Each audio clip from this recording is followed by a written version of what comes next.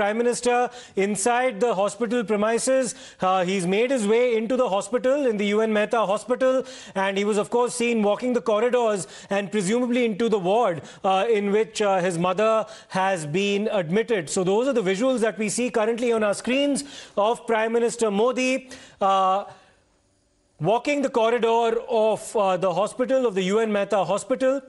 He's, of course, greeted some of the doctors and the nurses who were present there as well. And then he was seen making his way into, presumably, the room or the ward in which his mother has been admitted. So those are the latest shots that we're getting from within the UN Mehta Hospital premises. A short while ago, we did see Prime Minister Modi enter the hospital.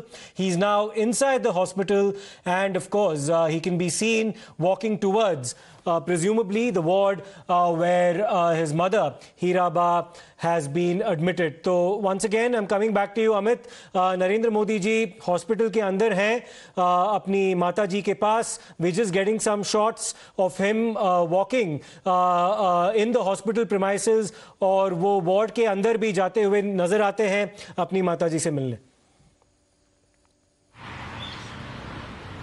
जी देखिए, एक बेटे के मन को तसल्ली तब तक नहीं होगा जब तक वो अपनी मां को नहीं देख ले, क्योंकि हेल्थ बुलेटिन भले ये कह रहे हो कि उनकी कंडीशन जो है स्टेबल है, लेकिन वो जब तक अपनी मां के नहीं पास पहुंच जाएंगे, मां से हालचाल नहीं देख लेंगे उनकी क्या हाल है, तब तक उनके मन को तसल्ली नहीं पहुंचेगी. और मुझे लगता है कि पूरे रास्ते भर वो पूरे व्याकुल होकर पहुंचे होंगे, बहुत भावुक होकर पहुंचे होंगे, क्योंकि अपनी मां को लेकर और हर किसी को अपनी मां के प्रति जो लगाव होता है, और खास करके प्रधानमंत्री जब रास्ते में भी होंगे तो निश्चित तौर पर यही सोच रहे होंगे कि मां की हालत क्या है, और इसीलिए वो सीधे मां के पास पहुंच रहे हैं. जो विजुअल्स दिख रहे हैं कि मां के पास जा रहे हैं, तब तक वो जाकर सीधे वो मां के पास पहुंचकर मां का हाल देखेंगे, और तब जाकर उनके दिल को तसल्ली पहुंचेगी. तब उनको लगेगा कि हाँ, मां ठीक है, किस स्थिति में है, हालात में है.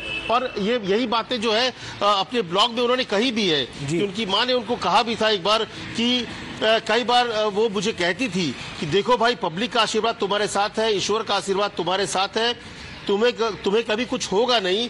वो बोलती है कि अपना शरीर हमेशा अच्छा रखना, खुद को स्वस्थ रखना, क्योंकि शरीर अच्छा रहेगा तभी तुम अच्छा काम कर पाओगे, दूसरों की मदद कर पाओगे, दूसरों के लिए कर पाओगे. यानी कि वो इस बात को लेकर हमेशा चिंतित रहती थी कि जिस तरह से लगे रहते हैं 24 घंटा नरेंद्र मोदी लोगों के लिए काम करने के लिए लगे रहते हैं, तो उसमें अपने स्वास्थ्य की चिंता करें. उन्होंने कहा था कि एक समय जब नवरात्रा के बारे में सबको पता है कि प्रधानमंत्री का रूटीन क्या होता है, वो बिना जल के होते हैं, नवरात्रा पूरे निभाते हैं. तो उन्होंने कहा था कि पहले तो नहीं कहती थी, लेकिन इधर बीच वो कहने लगी, इतने साल से तो कर लिया, अब नवरात्रि के समय जो कठिन व्रत तपस्या करते हो उसे थोड़ा आसान कर लो. मैंने अपने जीवन में आज तक मां से कभी किसी के लिए कोई शिकायत नहीं सुनी, ना ही वो किसी की शिकायत करती है, ना ही किसी से कुछ अपेक्षा रखती है. मां के नाम आज भी कोई संपत्ति नहीं है, मैंने उनके शरीर पर कभी कोई सोना नहीं देखा. तो उनकी मां हमेशा बहुत ही सिंपल तरीके से रही.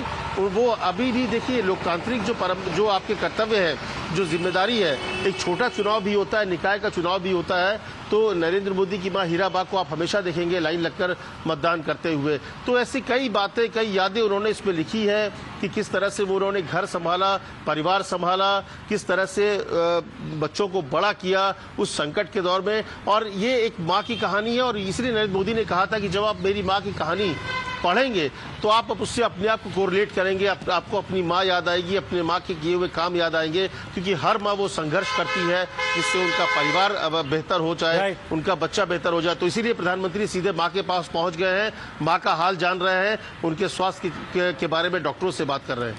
जी, सो